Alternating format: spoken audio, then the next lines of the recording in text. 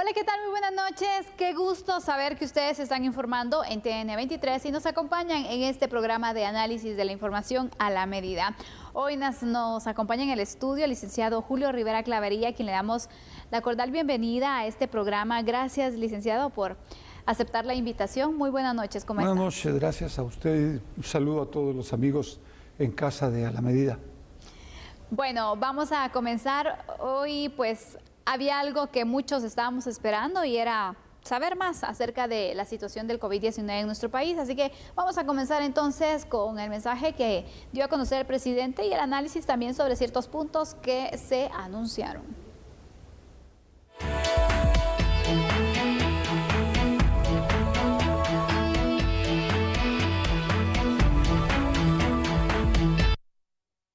Muy bien, entonces hoy a las 8 de la noche el presidente de la República dirigió un mensaje a la nación donde daba a conocer la situación del COVID-19, el incremento de casos y sobre todo también el tema económico, que era uno de los temas que pues preocupan mucho de hecho a la población guatemalteca. Ha indicado que se ha tenido un crecimiento económico y que es un reto seguir manteniendo esta situación y poder aumentarla, por supuesto. El llamado también a que todos nos cuidemos, que asumamos entonces nuestra responsabilidad y que de esta forma podamos contener el virus del COVID-19. Muchos pues esperábamos con expectativa, ¿no?, si se iban a dar restricciones o no. Se fue muy claro en que no se iba a cerrar el país porque pues también se afectaría de gran manera al comercio nacional. Vamos a evaluar entonces distintas situaciones que se han presentado en el país, cómo entonces está la situación en cuanto al aumento de casos. Ayer le damos a conocer que era el día con mayores contagios, más de 3.000 casos positivos. Y hoy, bueno, sobrepasan los 2.000 también los casos que se reportaron de las últimas 24 horas. Licenciado Clavería, un panorama bastante complicado en cuanto a los contagios que se tienen de COVID-19 en el país. ¿Qué hacer para contener entonces esta situación? Fíjese que yo he estado pensando muchísimo porque en otros programas en los que he estado, una de las cosas que yo creo que es fundamental ver hoy es que los alcaldes comienzan a jugar un papel mucho más importante y determinante de lo que uno puede estar pensando.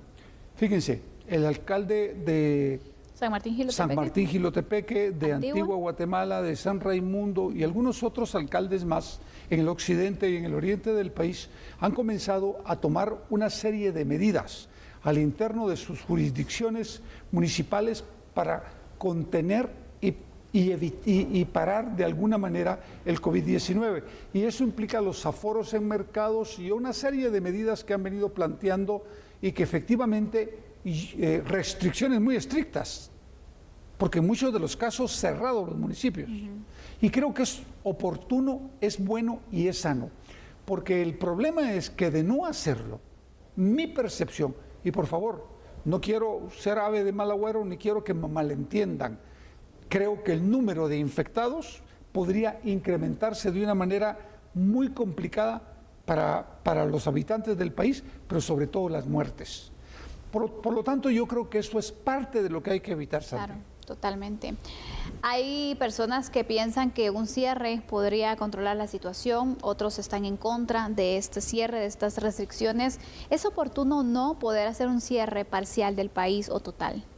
Mire, yo creo que podría hacerse las restricciones fines de semana, como lo han estado planteando algunos alcaldes, y desde luego controlar los aforos. En el transporte especialmente, porque ahí es donde hay muchísima infección, en los mercados, en los bares, en las discotecas, en los oficios religiosos de todo tipo, sea católico, sea evangélico, en bodas, en cumpleaños, en fiestas, en conciertos. Todo eso hay que pararlo, porque de alguna manera, si lo logramos controlar, vamos a contener las infecciones y sobre todo las muertes. Vean, no es broma lo que está pasando. El promedio, de acuerdo con la información que sacamos la vez pasada con producción, es un promedio de 53 muertos diarios, que pueden incrementarse mucho más antes. Yo creo que tenemos que ser responsables y en ese sentido todos jugamos un papel importante.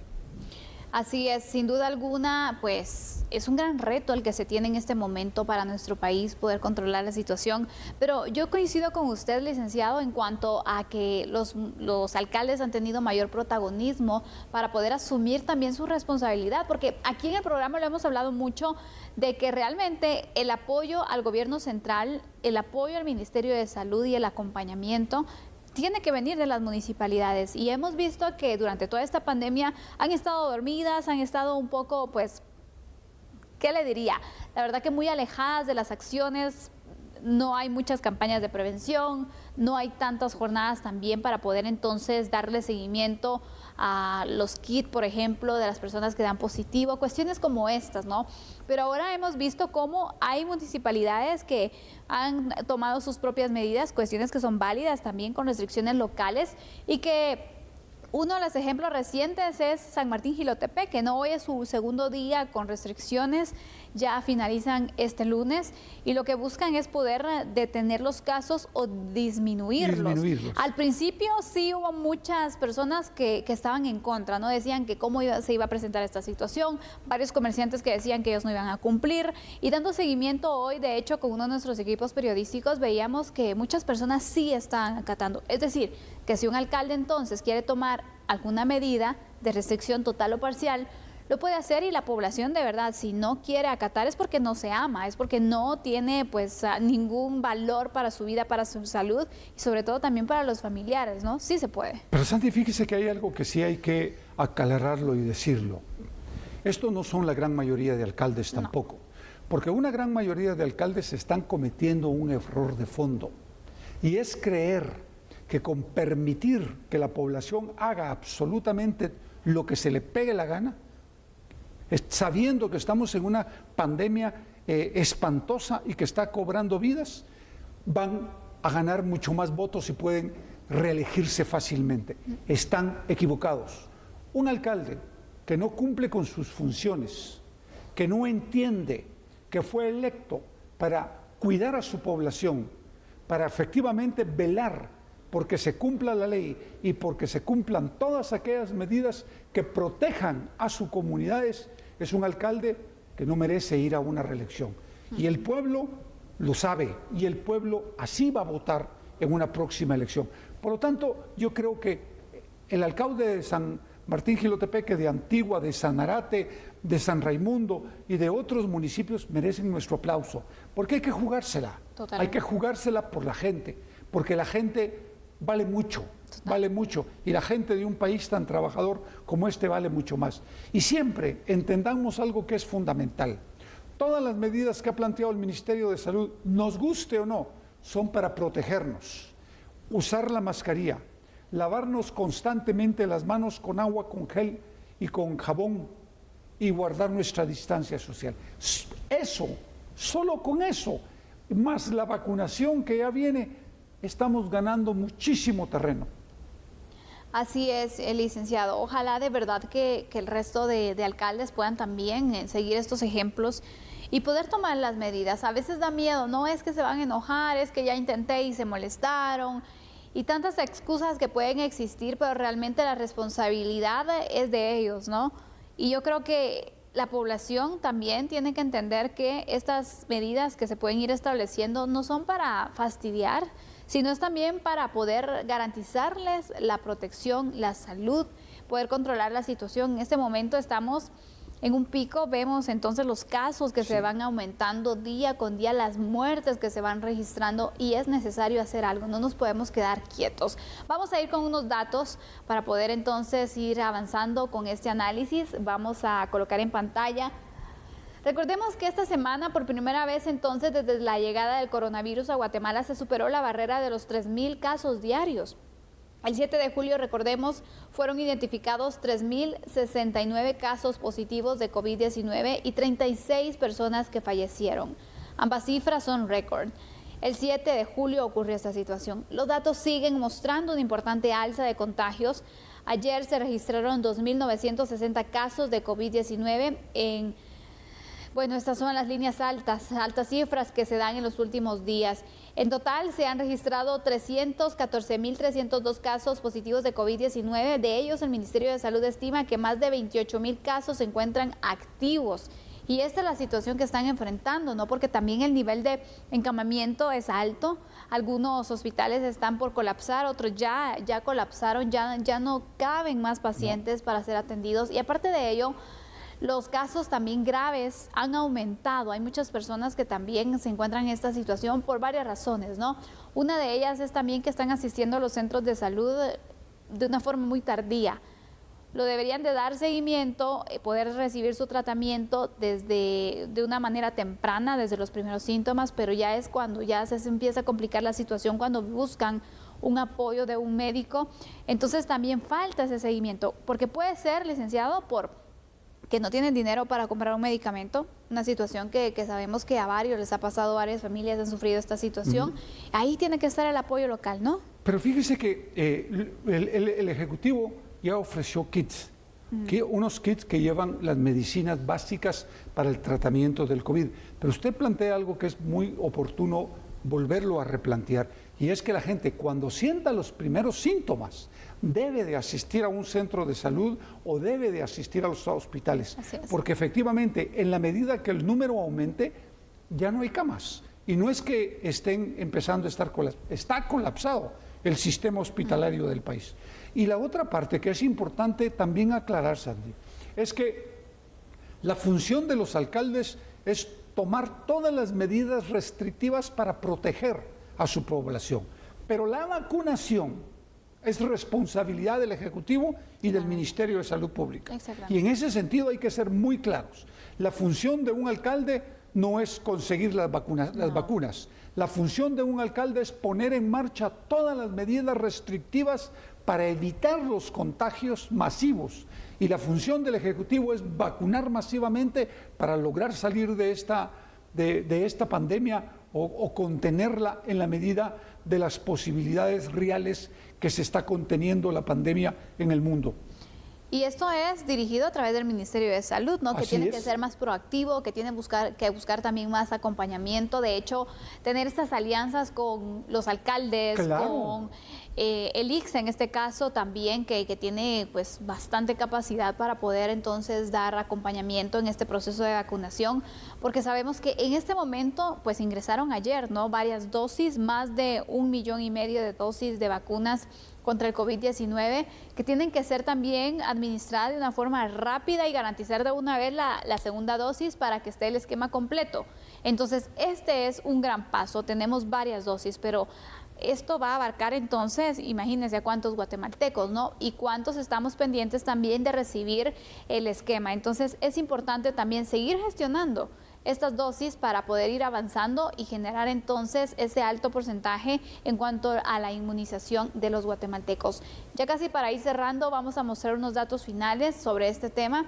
Gracias a producción también por colocarlos, porque actualmente se está vacunando guatemaltecos mayores de 50 años y también es necesario que se haga la cita correspondiente para ser vacunados, y esto es a través de la página web www.vacuna.gov.gt o en el centro de salud más cercano puede acudir incluso. Según los datos del Ministerio de Salud, 833.152 guatemaltecos han sido vacunados en la primera dosis. 181.492 personas ya tienen su esquema completo y en total se han administrado 1.014.000. Imagínense, ni siquiera somos la mitad de los que estamos entonces o están vacunados en este caso. Somos 17 millones de habitantes. Sí, vamos. Yo me cuento de entre los 181.000 que usted está diciendo. Completo. Y mi recomendación, por favor, vayan a vacunarse. Es importantísimo. Y vean, lo voy a relacionar con algo que usted ya me planteaba fuera de cámaras al principio. Y es que efectivamente, en la medida que nos vacunemos todos los guatemaltecos, en esa medida la economía va a mejorar. Totalmente. Porque hoy por hoy hay una disminución en los puestos de trabajo, una disminución en los salarios, una disminución económica en términos generales. La macroeconomía del país está bien, producto del ingreso de remesas, exacto, producto de la recaudación de la construcción y de la recaudación de algunos otros servicios que se prestan en el país. Pero la economía familiar, la economía de usted en su casa, la de nosotros, cuando uno se mete la mano a la bolsa, ya no tiene un billete de a 100 pesos, tiene uno de 50 quetzales, y eso ya no alcanza. Y entonces, si nosotros queremos que el país vuelva nuevamente a despegar económicamente, para que nos beneficiemos los guatemaltecos, y especialmente los guatemaltecos de a pie, hay que hacer un esfuerzo grandísimo por vacunar a la población guatemalteca. Así es, licenciado. Sin duda alguna, son varios puntos que se deben ir mejorando. Sí. Uno de ellos es la vacunación, acelerar este proceso. Hay dosis en este momento para que puedan entonces ir avanzando y sobre todo no atenernos a que, bueno, ya hay más de 1,5 millones, sino, bueno, vamos a seguir gestionando, ¿no? Porque creo que al final esto puede ir funcionando también para avanzar, ¿no? Y que de verdad los sectores, y lo recalcamos aquí en el programa, los sectores prioritarios se puedan reordenar, porque también creo que nos estamos desviando un poco sobre el sentido de qué es prioridad o no en cuanto a los servicios que se brindan actualmente para poder garantizar esa protección a quienes pues están ofreciendo los servicios y realmente nunca han parado de brindarlo, con pandemia, sin pandemia, arriesgando también pues su salud, la salud de su familia, porque sí o sí tienen que con este estado de excepción, entonces con el toque de queda, igual tienen que salir a trabajar. Así que vamos a ir cerrando entonces este primer tema de análisis. Haremos un corte en este momento y regresaremos hablando acerca de la visita de senadores estadounidenses. Hoy se reunieron con el presidente de la República, detallaremos los temas que abordaron. Ya volvemos.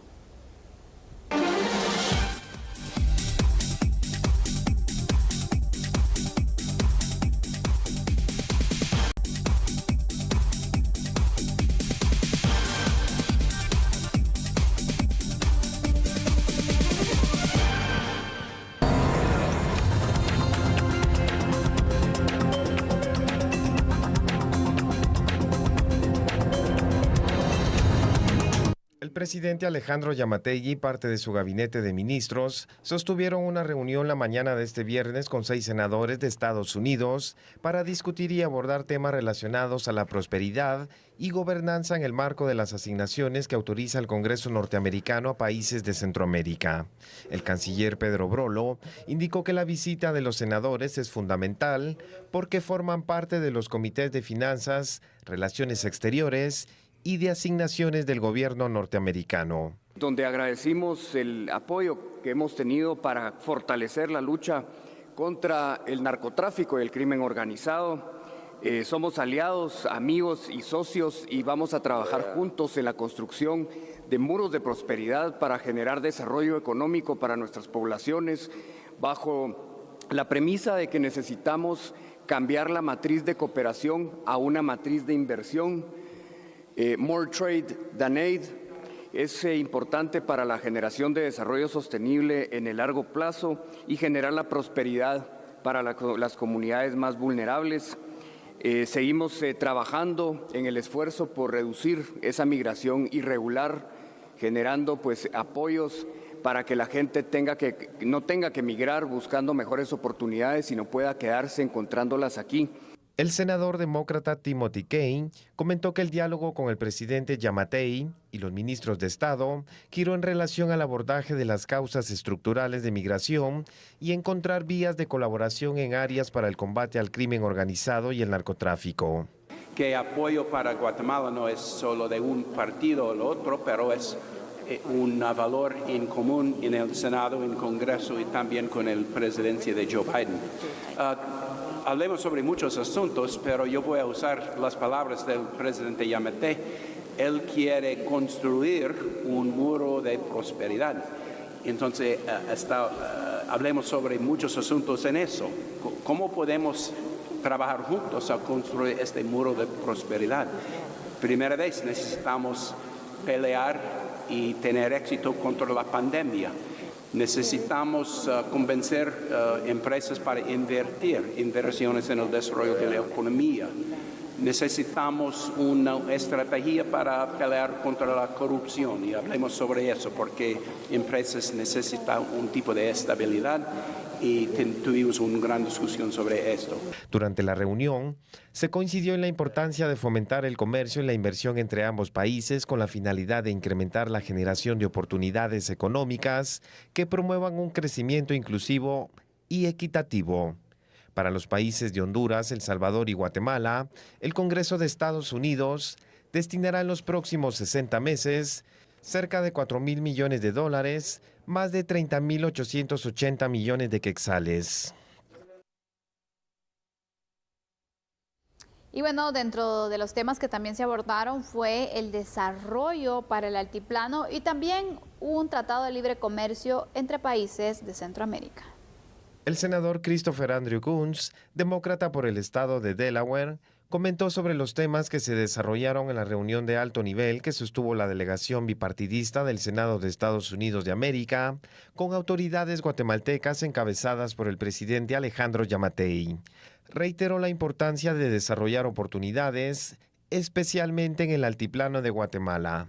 Una reunión bastante larga y bastante constructiva con el presidente y su gabinete. Nosotros escuchamos unos planes bastante detallados y específicos sobre cómo mejorar las inversiones, cómo atraer inversiones de Estados Unidos, cómo fortalecer las habilidades y cómo retener tanto a estos jóvenes guatemaltecos aquí en este país, pero también crear una oportunidad de exportación hacia Estados Unidos y tomar ventaja de nuestra relación tan larga y tan cercana. ¿Cómo es que nosotros invertimos juntos para poder enfocarnos en esas necesidades humanas? Voy a trabajar con más detalle en cómo es que nosotros entregamos no solamente vacunas para ayudar con esta emergencia, sino desarrollo y oportunidades para poder enfocarnos en las necesidades humanitarias en el altiplano occidental, en el país, de forma que pueda crear un ambiente más positivo y estable aquí en Guatemala y que pueda continuar a construir esta relación. Hablamos bastante específicamente sobre los pasos que han sido tomados por este gobierno para combatir la corrupción. El senador republicano por el estado de Ohio, Robert Jones Portman, se refirió a mejorar el Tratado de Libre Comercio con los países de Centroamérica, incluido Guatemala. Nosotros hablamos acerca de la migración y yo aprecio el hecho que el presidente mencionó en repetidas ocasiones, lo dijo hoy también, que él preferiría tener a los jóvenes guatemaltecos que se queden acá y que crezcan y que tengan un futuro en este país y que no tengan que venir a mi país. Y nosotros hablamos acerca de cómo eso puede ocurrir. También hablamos acerca del comercio y la importancia de llevarnos de CAFTA al CAFTA Plus o CAFTA mejor CAFTA y poder tener más oportunidades acá, incluyendo los aguacates y otros productos en los cuales nosotros podemos trabajar con los temas fitosanitarios para poder tener mayores importaciones, también tecnología, textiles y otros temas. Nosotros hablamos acerca de una mayor inversión acá. La visita bipartidista que realizan los senadores estadounidenses fue de 2 días al país y es la primera que realizan a una nación centroamericana. Además de la visita que realizaron en su momento la vicepresidenta de Estados Unidos, Kamala Harris, y Alejandro Mayorkas, secretario de Seguridad de Estados Unidos. Y ahí están los temas entonces prioritarios para tratar con nuestras autoridades en seguimiento también a diversos proyectos que se tienen planificados para nuestro país.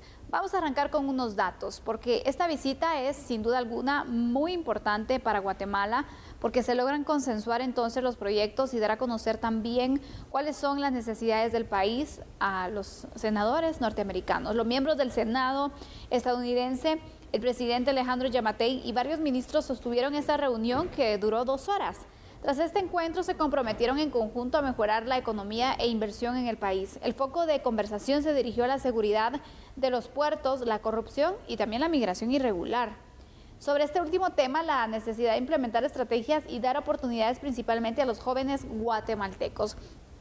Licenciado Clavería, es muy importante poder destacar el enfoque que se le está dando a la ayuda que se pueda recibir por parte de Estados Unidos. Muchas veces la ayuda ha sido donativos, ¿no? Que sabemos que, y lo hemos mencionado acá, no es tan sostenible con el tiempo.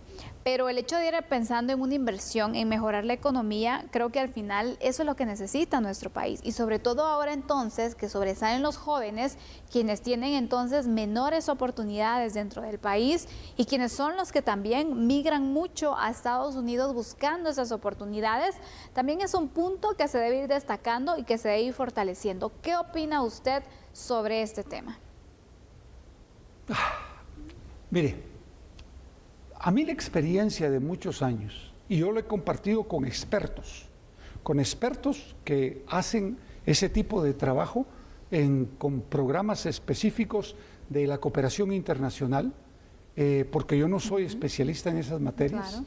Ellos me han comentado que muchos de los programas, aunque parecieran sostenibles, el grave problema que se comete es que gran parte de los recursos se quedan en las organizaciones y a las asociaciones intermedias, por lo que el grueso del capital que se va a aportar al proyecto no llega porque se queda en la parte administrativa. Ese es un primer problema. Pero el segundo problema es que efectivamente se hacen los programas y los proyectos, pero no hay una evaluación final que le diga a usted si fue exitoso o no el proyecto. Por lo tanto, muchas inversiones vienen, pero simplemente vienen y se van, o vienen, se quedan y se van, y no pasó nada. Porque si el punto es desarrollar, eso implica que efectivamente haya una evaluación final que determine que efectivamente la inversión fue la adecuada. Desde luego, pues a mí no me queda más que agradecer todo el soporte que se le puede dar al país para desarrollarlo. Pero tampoco es solo Occidente, quiero aclarar. Claro. También es el oriente del país, sí. También es la costa sur y también es el nororiente. Van a Cobán y la gente migra, van a Zacapa, la gente migra, Jutiapa, la gente migra, y Occidente, la gente migra.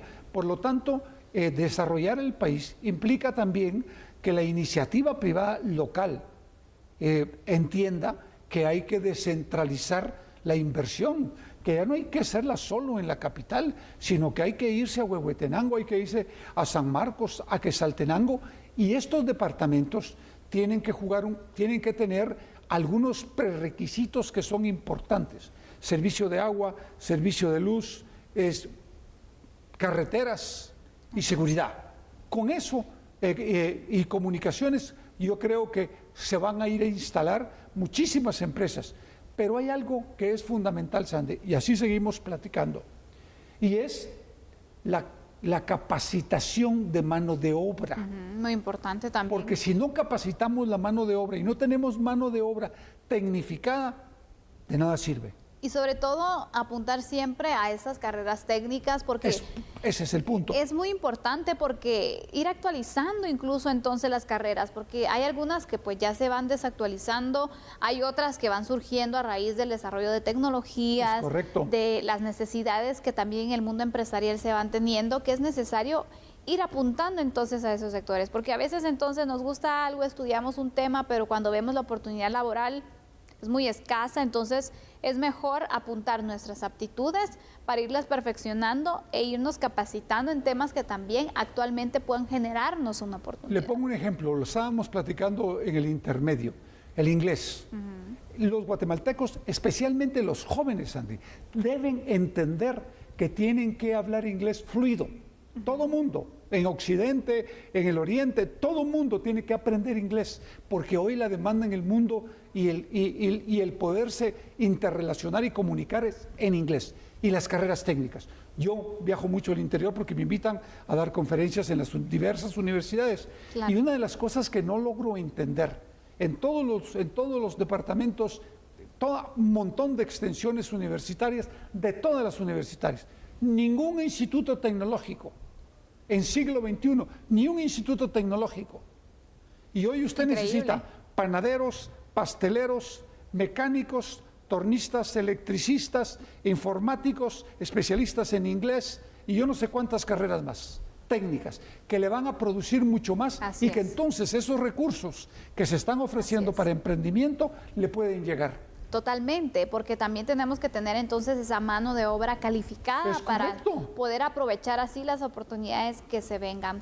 Vamos a mostrar unos datos finales sobre este tema, este encuentro que es muy importante entonces porque las decisiones que se toman en el Senado también son relevantes para determinar así los proyectos que se pueden concretar con Guatemala, porque también se habló sobre ese plan de Estados Unidos de otorgar $4,000 millones durante los próximos 5 años a Guatemala, El Salvador y también Honduras. Una conclusión principal fue la importancia de trabajar en la reactivación de la economía para dar mayores oportunidades dentro de Guatemala, además de generar vías para la migración legal. También se discutió la posibilidad de incrementar la cantidad de vacunas contra COVID-19 destinadas para el país. Creo que es otro punto importante también, economía, oportunidades y sobre todo el tema de salud, que sabemos que Estados Unidos pues apoyó esta última vez, ¿no? con este 1,5 millones de dosis y que tiene la capacidad también para poder enviar más dosis a nuestro país y sería un aporte totalmente importante, ¿no? ¿Sus conclusiones? Mire, Sandy, hay algo que usted planteó cuando lo estaba revisando en su tablet y es que efectivamente el aporte en 4 años va a ser de 4.500 millones 5 años. Para el Triángulo Norte, pero divídalo. Se convierte en poco realmente. Entonces usted cuando lo divide son 1.250 millones aproximadamente para cada país. Ahora, con 1.250 millones de dólares usted no soluciona el problema de desarrollo de un país.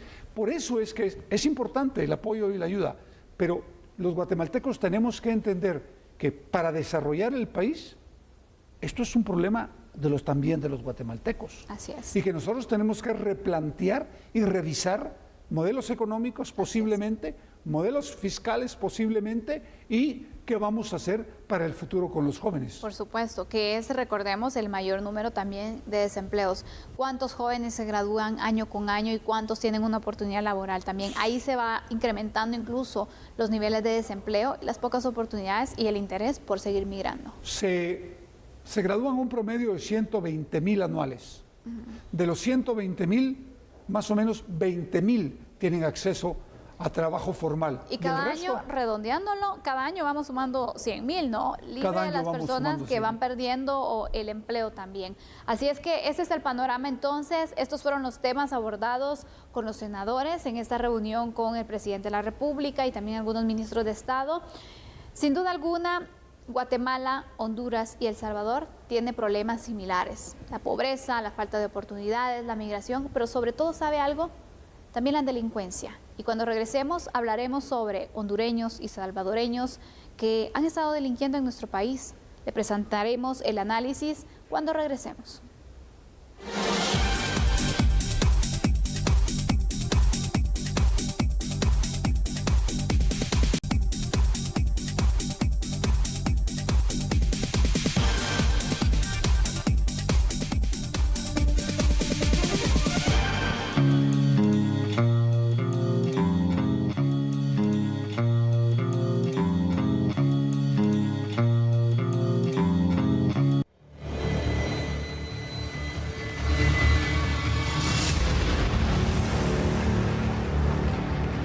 El intercambio de disparos entre policías y robacarros sucedió en el Boulevard Sur, Ciudad San Cristóbal, zona 8 de Misco. Los agentes perseguían a los delincuentes que minutos antes habían robado un automóvil y trataban de darse a la fuga. Al verse copados, dispararon. 2 delincuentes lograron escapar, pero un menor de edad de nacionalidad hondureña fue detenido y le incautaron el arma de fuego que utilizaba en contra de los policías.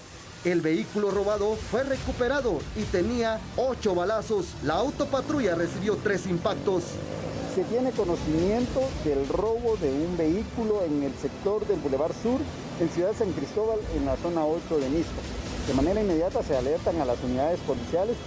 Es así como ubican el vehículo, lo interceptan. Sin embargo, los tripulantes de este vehículo abren fuego en contra de nuestros agentes. Nuestros agentes de manera inmediata interceptan a uno de los tripulantes, un menor de 17 años de edad de nacionalidad hondureña, que fue sorprendido. Luego de dispararle a los agentes, fue sorprendido portando un arma de fuego Pietro Beretta que portaba sin la respectiva documentación. Se presume que este menor es el presunto responsable del robo del vehículo y quien atacó a nuestros agentes. No hay agentes heridos, se procede a remitir al menor al juzgado de menores en conflicto con la ley penal, se incauta un arma de fuego y se recupera el vehículo que había sido robado momentos antes a su propietario. Investigadores indican que el menor es integrante de una mara y se dedica a extorsionar, asesinar, robar motos y vehículos en Villanueva y zona 8 de Misco. También un presunto pandillero salvadoreño y un guatemalteco fueron capturados en un operativo desarrollado en la zona 18. Es supuesto integrante de la Mara 18. Se trata de Andy Giovanni Guerrero Ramírez, de 31 años de edad, alias El Flaco, originario de Santa Ana, El Salvador. Fue detenido durante un allanamiento en la Colonia Maya, zona 18 capitalina. Autoridades informaron que el peligroso marero estuvo detenido hace varios años en El Salvador por distribución de droga. Salió en libertad condicional, pero migró hacia nuestro país y continuó delinquiendo. Se giró una orden de captura en su contra por rebeldía y comercialización de estupefacientes con fecha 20 de marzo del 2009. La captura se realizó en coordinación con la Interpol. El extranjero fue remitido a Migración de Valle Nuevo, municipio de Jalpatagua, departamento de Jutiapa, y luego será entregado a investigadores del Centro Antipandillas Transnacional de El Salvador para su consignación respectiva. También fue capturado un marero de origen guatemalteco, quien fue identificado como William Valiente Morales, de 38 años. Durante la diligencia se incautaron más de 2.000 quetzales en moneda nacional y extranjera, además de droga y diferentes ilícitos. Un hondureño y un salvadoreño detenidos mientras delinquían, unos robando vehículos. Se presume que es parte entonces de una estructura que se dedica a este ilícito, y otro, bueno, con el tema de la venta de droga al menudeo. Hablamos entonces de similitudes que tenemos con los otros países centroamericanos, Honduras y Salvador, con el tema de la delincuencia y cómo el crimen pues continúa siendo transnacional.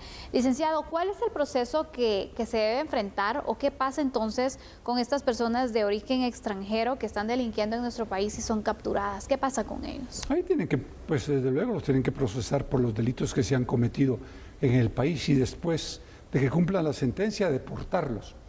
Pero el tema de fondo no es ese, Sandy. El tema de fondo es que el gran problema que tenemos en el país es que nos hemos convertido en una bodega de migrantes. Totalmente.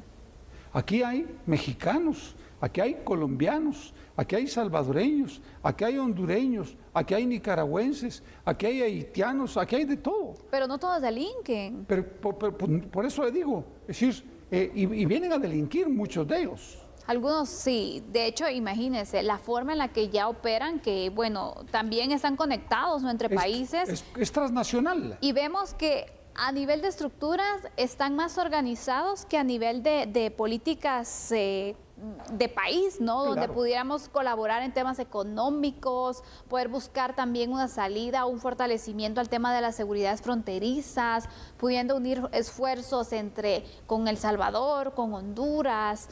Pero los que sí están aprovechando entonces esta cercanía y estas hermandades son los delincuentes. Es que el problema es que nosotros al final somos un país geopolíticamente y geoestratégicamente determinante para que nos caiga la migración y nos traiga la delincuencia transnacional. Entonces, ¿qué es lo que tenemos que hacer como país? Nosotros lo que tenemos que hacer al interno son barridas migratorias y sacar a la gente. No tenemos opción. Aquí lo primero que tenemos que proteger es a los guatemaltecos. Por supuesto. Y si nosotros vamos a estar contemplando que delincuentes salvadoreños, hondureños, mexicanos, colombianos o del país que sea vengan y se instalen en Guatemala, esto no va a ser lo de no acabar. Totalmente. Yo creo que hay que hacer grandes barridas migratorias y van para afuera. Pero también creo que hay que entender algo que es fundamental. El hecho que vengan delincuentes salvadoreños, hondureños, mexicanos o colombianos no quiere decir que todos sean delincuentes. Por favor, como no todos los guatemaltecos que van a México, que van a Honduras o que van a El Salvador son delincuentes. Por supuesto. Algunos son delincuentes. Y eso hay que ponerlo y tenerlo bien claro.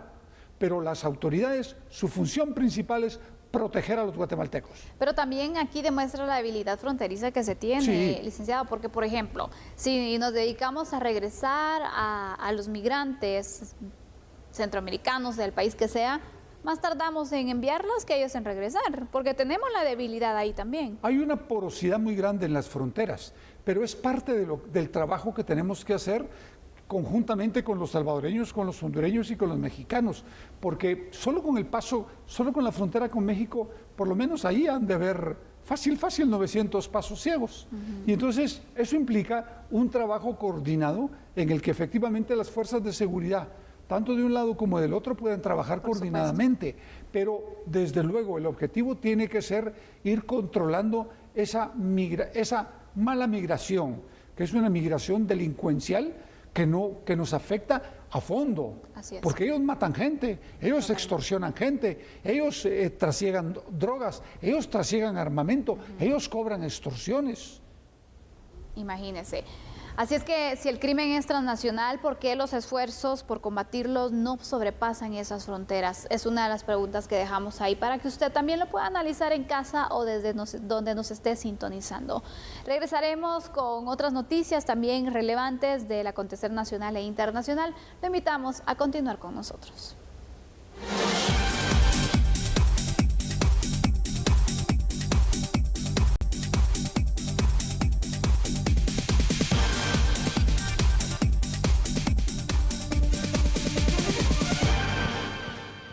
Según datos del Instituto Guatemalteco de Migración, 2.249 menores de edad han sido deportados de México y Estados Unidos durante el primer semestre del año, lo que refleja un incremento del 85% comparado a los datos del 2020. Ante estas cifras, el Consejo Nacional de Atención al Migrante de Guatemala anunció la firma de un convenio con instituciones que velan por la protección de menores, en busca de reducir la migración irregular de este sector vulnerable. Nosotros vemos ese tema delicado y doloroso. Queremos hacer un convenio con la Procuraduría General de la Niñez y también con la SBS, que ve el tema también de menores. Vemos muy vital. Próximamente vamos a convocarlos para hacer un convenio porque nuestros niños están sufriendo. Inclusive hay personas que alquilan a sus menores para hacer esos viajes. Nos lo han contado verbalmente en las sedes, lo vemos nefasto, y por eso queremos nosotros llegar a las comunidades de origen para evitar esas pérdidas que inclusive han sido pérdidas humanas, como ustedes saben, tanto niño que ha fallecido lamentablemente en ese territorio, no solo niños, sino que también mujeres que hemos tenido conocimiento, mujeres que lamentablemente toman hasta anticonceptivos para iniciar el recorrido migratorio porque saben que van a ser violadas en el tránsito. Las acciones también van encaminadas a crear oportunidades de empleo para los mayores de edad, por lo que también prevén un convenio con empresarios. Yo actualmente convoqué a todas las entidades de gobierno que tienen interés en el tema migrante, inclusive convoqué al sector CACIF, esperando que ellos nos honren con su presencia, también al presidente de la Cámara de Construcción, también al presidente de la Cámara de Industria, porque creo que debemos de trabajar este problema de migración uniendo esfuerzos y viéndolo como una unificación de país para crear las fuentes de desarrollo en los municipios. Eso quiero llegar a un convenio para que desarrollemos o creemos las fuentes necesarias de trabajo en los municipios para evitar esa migración irregular. Ha sido un honor poderle informar durante esta semana. Gracias por su preferencia. Recuerde que el fin de semana hay mucha información que usted puede conocer en TN23, incluyendo la información internacional con Andrés Estrada en Apuntes del Mundo, que tampoco se lo puede perder. Que pase un excelente fin de semana. Por favor, cuídese, que el COVID-19 aún está entre nosotros. Feliz noche.